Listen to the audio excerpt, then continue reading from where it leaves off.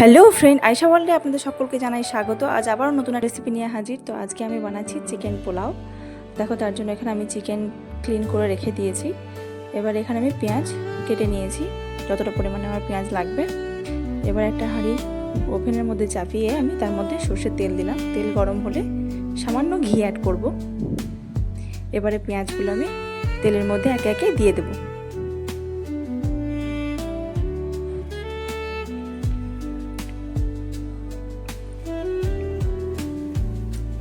পেঁয়াজ দেওয়া হয়ে গেলে ভালো করে পেঁয়াজগুলো আমি তেলের মধ্যে নেড়ে নেব।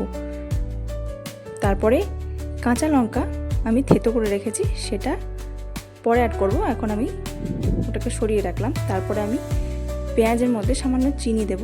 চিনি দেওয়া যখন পেঁয়াজটা ব্রাউন ব্রাউন হয়ে যাবে তখন একটু সামান্য জল দেবো, যাতে পেঁয়াজটা পুড়ে না যায় এবং পেঁয়াজের ঘ্রাণটা সুন্দর থাকে। মাংসগুলো আমি সব পেঁয়াজের মধ্যে অ্যাড করব। মাংস পেঁয়াজের সঙ্গে কিছুক্ষণ কষিয়ে নেব। তারপর গোটা গরম মশলা অ্যাড করব।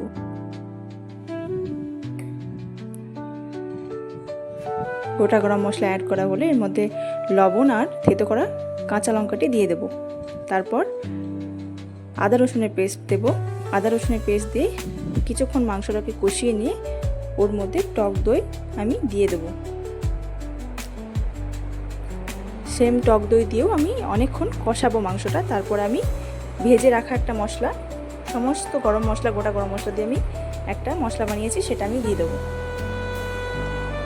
তারপর মাংসটা ভালো করে কষে নেব।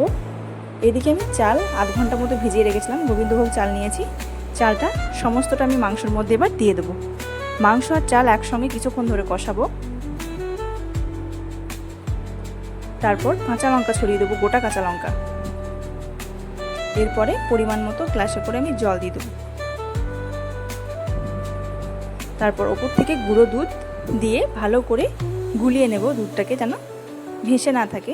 তারপর পরিমাণ মতো আবার লবণ দেব, ঢাকনা দিয়ে রাখবো। ঢাকনা খুলে দেখুন আমার চিকেন পোলাও রেডি। সুন্দর হয়েছে, আপনারাও বাড়িতে এভাবে ট্রাই করবেন, খুব সুন্দর হয়। দেখুন কেমন ঝরঝরে পোলাও, আপনারাও এভাবে বানিয়ে খাবেন, খুব সুন্দর লাগে। ভালো লাগলে ভিডিওটি লাইক, কমেন্ট, শেয়ার অবশ্যই করবেন।